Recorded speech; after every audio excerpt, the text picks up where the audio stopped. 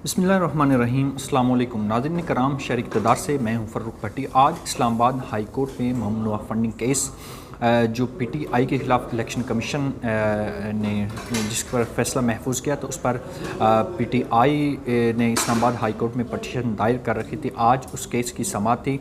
इस केस की समाअत Islamabad high court के 3 रुकनी बेंच ने की, जिसमें जस्टिस मियाँ गुल हसन औरंगज़ेब, जस्टिस मियाँ आमिर फ़ारूक और जस्टिस बाबिर सत्तार इस बेंच के रुकन थे। ये आज तकरीबन 40 मिनट समाअत हुई है और इस पाकिस्तान तहरीक इंसाफ की तरफ से पीटीआई के वकील साबिक अटारनी जनरल अनवर मंसूर और अकबर एस बाबिर के वकील और इलेक्शन कमीशन की तरफ से वकला पेश हुए थे। जब केस की समाअत हो रही थी तो उन्होंने सबसे पहले जो इलेक्शन कमीशन के वकील ने उन्हें अपने दलाइल का आगाज़ किया। उन्होंने अपने दलाइल में कहा कि हम चाहते हैं कि अकबर एस बाबर जो इस केस को देख रहे थे 4 साल से, हम चाहते हैं कि वो इसको फरीक बनाया जाए। और इसके अलावा अनवर मंसूर ने जब अपने दलाल का आगाज़ किया तो उन्होंने कहा कि हम नहीं चाहते कि अकबर एस बाबर इस केस में फ़रीक हों, क्योंकि वो पाकिस्तान तहरीक इंसाफ और चेयरमैन तहरीक इंसाफ इमरान खान के दुश्मन की हैसियत से काम कर रहे हैं। उनका पार्टी रुकनीत वो अपनी पार्टी मुअत्तल कर चुकी हैं। हमारा उनसे कोई ताल्लुक़ नहीं, हम नहीं चाहते कि वो हमारे केस में फ़रीक बनाए जाएँ। लेकिन इलेक्शन कमीशन के जब वकला ने दलाल अपने आगाज़ किया तो उन्होंने कहा कि हमें कोई एतराज़ नहीं कि जस्टिस अकबर एस बाबर हमारे यहाँ इस केस में फ़रीक बन सकें, ताकि अदालत की भी अच्छे तरीके से मुआवनत हो सके। जिस पर जस्टिस मियाँ गुल हसन औरंगज़ेब ने कहा कि अनवर मंसूर से इस्तफ़सार किया, क्या आप जानते हैं कि जब ममनुआ फंडिंग केस इलेक्शन कमीशन ने इसका फ़ैसला महफूज किया या आपके खिलाफ़ फ़ैसला दिया तो ये स्क्रूटनी के हवाले से था या उन्होंने सो मोटो लिया? तो उन्होंने कहा ये सो मोटो के तौर पर तो नहीं, स्क्रूटनी के तौर पर लिया गया है, लेकिन इस पर ये भी हम चाहते हैं कि जो बाकी पार्टियां हैं उनका भी जो ममनुआ फंडिंग केस हैं वो आवाम के सामने लाए जाएं, जितना जल्द हो सके उनका फ़ैसला चाहते हैं। हम चाहते हैं कि ये सारे जो मुकम्मल ममनुआ फंडिंग केस हैं तमाम पार्टियों के, वो उसको इलेक्शन कमीशन देखे और एक ही वक्त में सब पार्टियों का फैसला किया जाए। ज़ाहिर है इसमें तो कोई शक नहीं कि आप जानते हैं कि चेयरमैन जो है इलेक्शन कमीशन, वो तो इस्टेब्लिशमेंट का तोहफ़ा है जो इमरान खान हुकूमत के दौर में लगाया गया था। लेकिन इमरान खान को उनके ऊपर बहुत सारे तहफ़्फ़ुज़ात हैं, वो आप सब जानते हैं। वो सिकंदर भी हैं, सुल्तान भी हैं और राजा भी हैं, और शहबाज शरीफ ख़ानदान के मुलाज़म के हैसियत से काम कर रहे हैं। पिछले दिनों chief justice Islamabad high court justice अतर मिनाला ने कहा कि जितने भी सरकारी इदारों के सरबराहान हैं वो किसी भी हुकूमत के नहीं बल्कि रियासत पाकिस्तान के मुलाज़म हैं।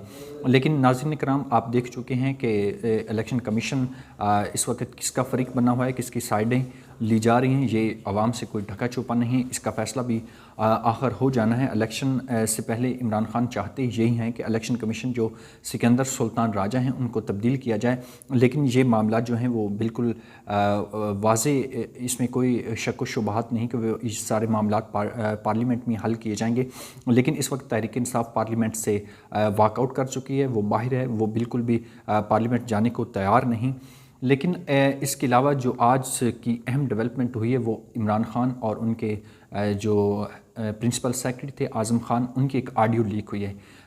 ऑडियो लीक जो हुई है उस पर जो जियो न्यूज़ है उस पर ने तो एक बहुत ही तबसरे शुरू कर दिए हैं। जो नून लीग के हामी सहाफ़ी हैं, जो बिल्कुल पहले मरीम नवाज़ की जब शहबाज शरीफ की ऑडियोज़ लीक हुई, उनके प्रिंसिपल सेक्रेटरी से ऑडियो लीक हुई, तो वो जो उस पर चुप साथ बैठे थे, आज उनको यकदम करंट लगाया गया है, तो वो आज मैदान में उतर आए हैं। लेकिन आज जब साबिक वज़ीर-ए-आज़म इमरान खान से ये सवाल किया, जब पंजाब हाउस में वो सेमिनार से ख़िताब करने आ रहे थे, तो उन्होंने कहा कि अभी तो हमने बहुत खेलना है इनसे, अब मैं चाहता हूं कि जो साइफ़र की मुकम्मल हकीकत है वो भी आवाम के सामने सब के सामने लाई जाए, ताकि जो भी इसमें मुलव्वस थे उनके चेहरों से ज़रूर नकाब उतरने चाहिए, ताकि आवाम ان چہروں کا بخوبی مطالعہ بھی کر سکے اور دیکھ سکے۔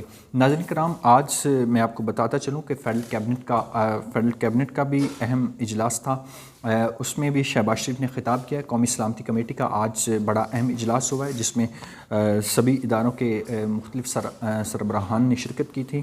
اب میں آپ کو بتاتا چلوں ناظرین کرام کہ جس میں اسحاق ڈار حلف اٹھا چکے ہیں، آج ان کو بھی ویلکم کیا گیا ہے۔ جو قومی سلامتی کمیٹی کا اجلاس تھا اس میں بھی اور جو فیڈرل کیبنٹ اجلاس ہوا ہے اس میں بھی۔ ناظرین کرام، مفتاح اسماعیل کے لیے شہباز شریف امپورٹڈ وزیر اعظم نے آج تالیاں بجوائی فیڈرل کیبنٹ اجلاس میں۔ ناظرین کرام، ان کا کہنا تھا کہ انہوں نے مشکل وقت میں یہاں پر معیشت کو سنبھالا۔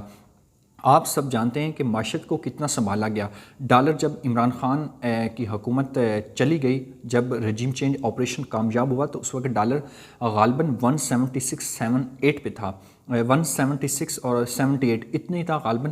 تو آج دیکھیں ڈالر 231 روپے کا ہو چکا ہے، 245 روپے سے واپس آیا ہے ڈالر۔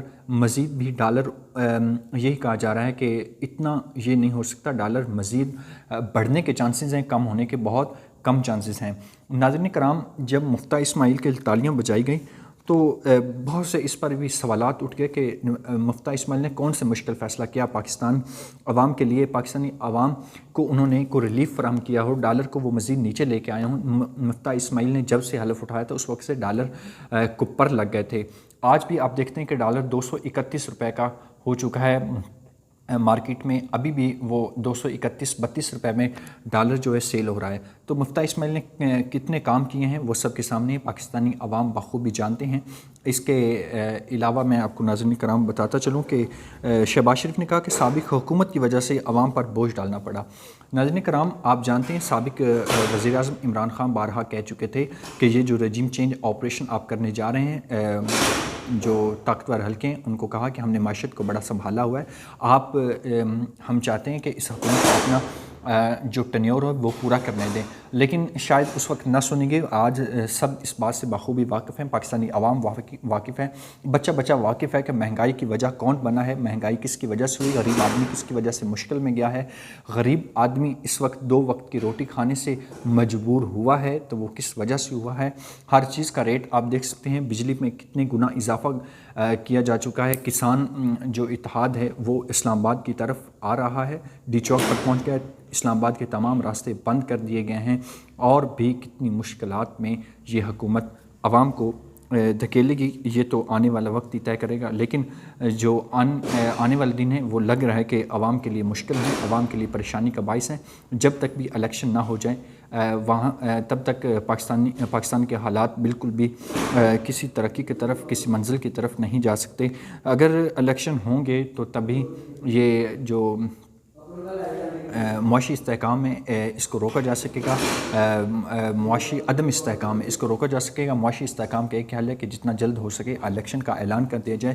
طاقتور حلقے بہت اس وقت پریشانی میں مبتلا ہیں، لیکن اب دیکھتے ہیں کہ وہ کون سا ایسا فیصلہ لیتے ہیں جس سے پاکستانی عوام کو ان کے دکھوں سے، ان کی پریشانیوں سے نجات دلائی جا سکتی ہے، مہنگائی سے نجات دلا سکتی ہے۔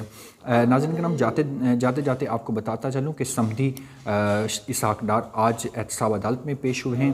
جج محمد بشیر نے نیب، جو ان کے بعد نیب کا ریفرنس تھا، اس کو نوٹسز فریقین کو جاری کیا۔ نیب کی اب غالباً کوئی 11 اکتوبر، وہ 7 اکتوبر تک یہ سماعت ملتوی کی جا چکی ہے۔ آج سابق وزیر خزانہ نے دوبارہ آج وزیر خزانہ کا حلف اٹھا لیا ہے۔ آج دیکھتے ہیں کہ وہ پاکستانی عوام کی، پاکستانی معیشت کو جو اس وقت جو پاکستانی معیشت کی کشتی ہے وہ ڈوبنے کے قریب ہے، پاکستانی عوام مشکلوں میں ہے، پریشانیوں میں ہے۔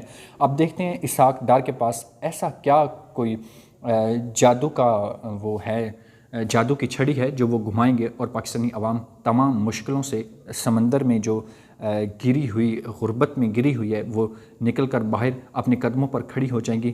یہ تو اب وقت ہی طے کرے گا۔ شہباز شریف نے تو آج بہت دعوے کیے ہیں، لیکن ان ان دعووں کا کیا فائدہ جب تک معیشت پر کنٹرول نہ کیا جائے، معیشت کو مضبوط نہ کیا جائے، غریب کے لیے ریلیف فراہم نہ کیا جائے۔ یہ جھوٹے وعدے تو نون لیگ کا وتیرہ ہے، شروع سے کرتے آ رہے ہیں، 5 مہینے ہو گئے، انہی وعدوں میں انہوں نے گزار دیا ہے۔ مزید یہی چاہتے ہیں کہ عمران خان کو سیاسی طور پر کمزور کیا جائے۔ اب دیکھتے ہیں کہ عمران خان کو کمزور کتنا کر پاتے ہیں۔ عمران خان جو بیانیہ ہے وہ اب دیکھیں بچے کی زبان پر ہے۔ پاکستانی عوام یہ بخوبی جان چکی ہیں کہ عمران خان کو کس طرح نکالا گیا۔ اب تو سائفر کی حقیقت بھی سامنے آنی چاہیے، اگر آڈیو لیک ہوئی ہے تو سائفر پہ تحقیقات ہونی چاہیے، اس پر بھی سپریم کورٹ کو سو موٹو لینا چاہیے۔ ناظرین کرام، فی الوقت کے لیے اتنا ہی، مجھے اجازت دیجیے، اللہ حافظ۔ پاکستان زندہ باد۔